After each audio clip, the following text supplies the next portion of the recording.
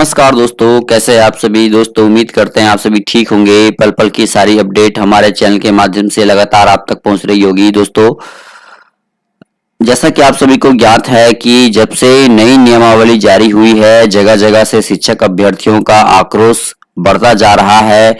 नई नियमावली के तहत जिस प्रकार से ये फैसला लिया गया है कि गुणवत्तापूर्ण शिक्षकों की जो है कमी को दूर करने के लिए बिहार सरकार, नीतीश कुमार की सरकार ने ये फैसला लिया है कि बीपीएससी के द्वारा परीक्षा आयोजित की जाएगी। वहीं बिहार के शिक्षा मंत्री ने एक और नया फैसला लिया है कि नियोजित शिक्षकों के लिए अलग से परीक्षा आयोजित की जाएगी।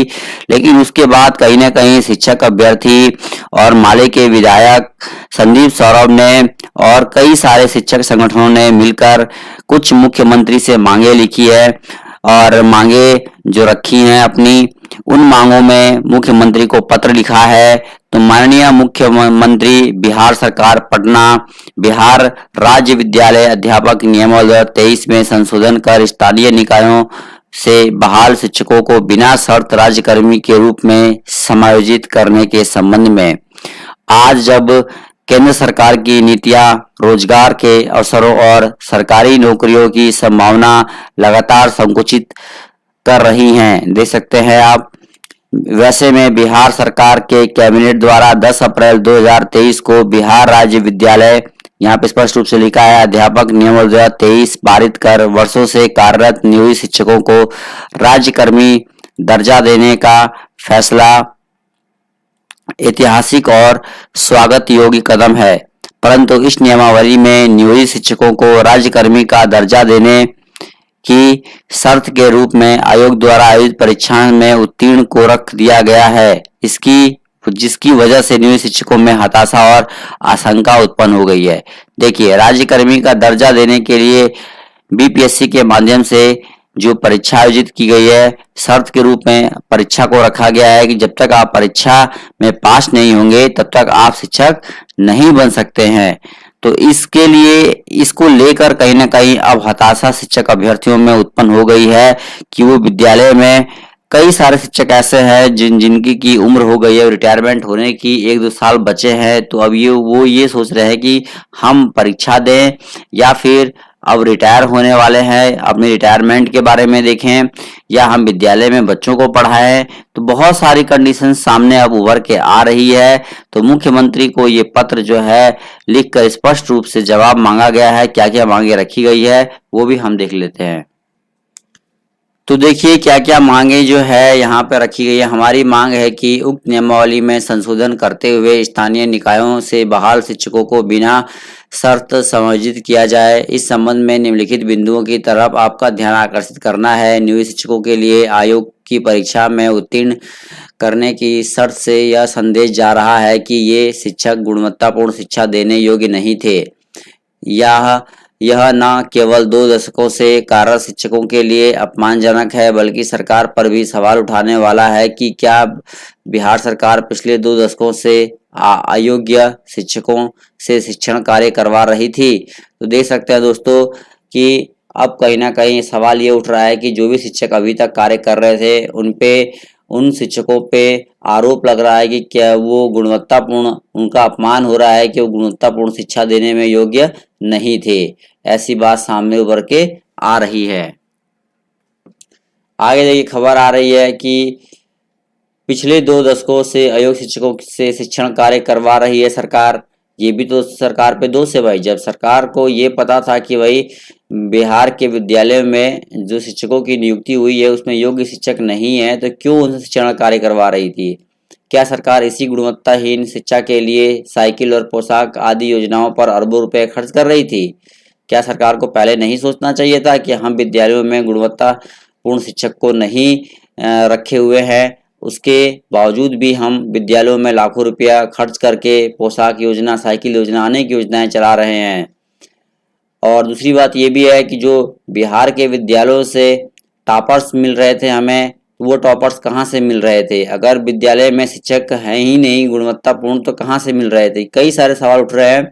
जो शिक्षक पिछले 2 दशकों से 1ली से 5वीं तक के बच्चों को पढ़ा रहे हैं, या जो शिक्षक किसी कक्षा विशेष को कोई खास विषय पढ़ा रहे हैं, उनसे आयोग की परीक्षा में बैठने को कहना उनके साथ जाती है। अगर वो अपने विषय और कक्षाओं के पाठ्यक्रम को पढ़ाने में दक्ष भी हैं, तब भी इसकी काफ़ी संभावना है कि वे आयोग की परीक्षा उत्तीर्ण ना कर सकें। ऐसे में वे अपमानित महसूस करेंगे। तो देख सकते हैं, अब वो कह रहे हैं कि अगर वो किसी कारणवश परीक्षा में पास नहीं होते हैं तो वो अपने आप को क्या करेंगे, अपमानित महसूस करेंगे। देख सकते हैं आपके समक्ष है। आगे लिखा है, आयोग की परीक्षा में जो शिक्षक असफल होंगे वे गुणवत्ताहीन शिक्षक कहे जाएंगे और समझे जाएंगे, और तब भी वे विद्यालयों में अध्यापन कार्य करेंगे। क्या सरकार इन कथित रूप से गुणवत्ताहीन शिक्षकों से बच्चों को पढ़ाएगी? बहुत सारे सवाल उठ रहे हैं कि अभी बिहार के विद्यालयों में 3 तरह के शिक्षक हैं, नियोजित, सीटेट ऑब्लिक एस्टेट शिक्षक, स्थायी शिक्षक और अतिथि शिक्षक। आयोग द्वारा योग्यता परीक्षा आयोजित करवाने के बाद इसमें देख सकते हैं निर्मित होंगे। देख सकते हैं कुछ बातें और भी लिखी है यहाँ पे, मैं आपको दिखाता हूँ। तो देखिए स्पष्ट रूप से लिखा है कि यहाँ पे जो है कई प्रकार के शिक्षक की कोटियाँ होंगी।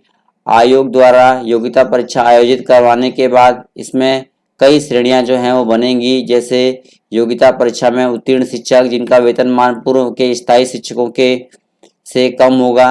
देख सकते हैं कि 3 प्रकार की श्रेणियां यहाँ पे बन जाएंगी। देखिए लिखा है, योग्यता परीक्षा में असफल शिक्षक वह शिक्षक जो योग्यता परीक्षा में शामिल ही नहीं हुए और नवनियुक्त राज्यकर्मी शिक्षक। इस प्रकार विद्यालय के भीतर शिक्षकों की कई श्रेणियां हो जाएंगी जो विद्यालय के लोकतंत्र और शैक्षणिक माहौल को दे सकते हैं, लिखा है, बुरी तरह प्रभावित करेंगी। साथ ही बिहार में शिक्षकों के लिए अलग अलग नियमावली के कारण विभागीय नियंत्रण एवं सुचारू प्रक्रियाओं के संचालन में भी काफ़ी कठिनाई उत्पन्न होगी। शिक्षकों को का राज्यकर्मी का दर्जा देने की बात महागठबंधन सरकार की घोषणा पत्र में शामिल रहा है। अब इनमें आयोग की परीक्षा उत्तीर्णता के शर्त के कारण नियोजित शिक्षकों के मन में सरकार और विभाग के प्रति तीव्र आक्रोश होगा और उनके प्रति निरंतर संघर्षरत से शैक्षणिक माहौल पर प्रतिकूल प्रभाव पड़ेगा। सरकारी स्कूलों में गुणवत्तापूर्ण शिक्षा के इस मजबूत पक्षकार हैं, दे सकते हैं, लेकिन हम मानते हैं कि मौजूदा नियोजित शिक्षकों के साथ अन्याय किए बगैर भी यह संभव है। देख सकते हैं महोदय से कहा गया है कि सरकारी स्कूलों में गुणवत्तापूर्ण शिक्षा के हम मजबूत पक्षकार हैं, कि अगर आप गुणवत्तापूर्ण शिक्षा के बारे में कह रहे हैं तो इसको लेकर हम पक्ष रखते हैं, उन्होंने कहा है, लेकिन हम मानते हैं कि मौजूदा नियोजित शिक्षकों के साथ ये अन्याय है। इन्होंने कहा है बगैर भी यह संभव हो सकता है, कि स्पष्ट रूप से कहा है कि ऐसा ना किया जाए, इसके बिना भी ये काम संभव हो सकता है। गुणवत्तापूर्ण शिक्षा के लिए निम्नलिखित सुझावों पर कार्य करने की आवश्यकता है, ये बात भी कही जा रही है। कौन कौन से कार्य हैं? देखिए, दिल्ली और केरल सरकार के तर्ज पर बिहार सरकार की SCERT तथा बिहार शिक्षा परियोजना के जरिए लगातार और सतत स्किल डेवलपमेंट प्रोग्राम लाकर शिक्षकों को समय के अनुकूल प्रशिक्षित एवं दक्ष बना सकती है। गुणवत्तापूर्ण शिक्षा के लिए कह रहे हैं कौन कौन से कदम उठा सकते हैं, वो बात कही जा रही है कि भाई आप राज्य का मतलब BPSC परीक्षा ना होकर अब क्या कुछ हो सकता है उसकी जगह पे, BPSC परीक्षा की जगह पे क्या होगा अब वो आप देखिए। अब ठीक है, अपने निवास स्थान से काफी दूरी पर कार्यरत सभी शिक्षकों को खासकर महिला शिक्षकों का अविलंब स्थानांतरण किया जाए ताकि अपने घर से नजदीकी के स्कूलों में वे पूरे मनोयोग के साथ गुणवत्तापूर्ण शिक्षा की गारंटी कर सकें। यानी कि जो महिलाएं दूर रहती थी वो घर के यादों में और घर के मतलब वियोग में ही लगी रहती थी, जिस वजह से वो स्कूलों में अपना ठीक से समय नहीं दे पाती थी। अगर वो विद्यालयों के समीप होंगी तो अधिक से अधिक समय विद्यालयों में देंगी वो। ये बात भी कही जा रही है शिक्षकों को सभी तरह के गैर शैक्षणिक कार्यों से मुक्त रखा जाए। जैसे आपने देखा होगा कि जनगणना का कार्य होता है या अन्य कोई कार्य होता है, वहाँ भी शिक्षकों को लगा दिया जाता है, तो इनसे इनको दूर रखा जाए। शिक्षकों को सभी तरह के गैर शैक्षणिक कार्य से मुक्त रखा जाए। स्कूलों के इंफ्रास्ट्रक्चर डेवलपमेंट पर सरकार का फोकस है, लेकिन अभी भी इसमें कई कमियां हैं जिसे तत्काल दूर किया जाना चाहिए। शिक्षा विभाग के पदाधिकारी के कार्य प्रणाली को दुरुस्त करते हुए विद्यालयों के लगातार उपचारात्मक निरीक्षण प्रणाली को ठीक किया जाना चाहिए। बिहार के लाखों नियोजित शिक्षकों के साथ न्याय करते हुए बिहार राज्य विद्यालय अध्यापक नियम 2023 में संशोधन कर उन्हें बिना शर्त समायोजित करने की कृपा करें, ताकि बिहार के सभी शिक्षक, देखिए स्पष्ट रूप से लिखा है यहाँ पे,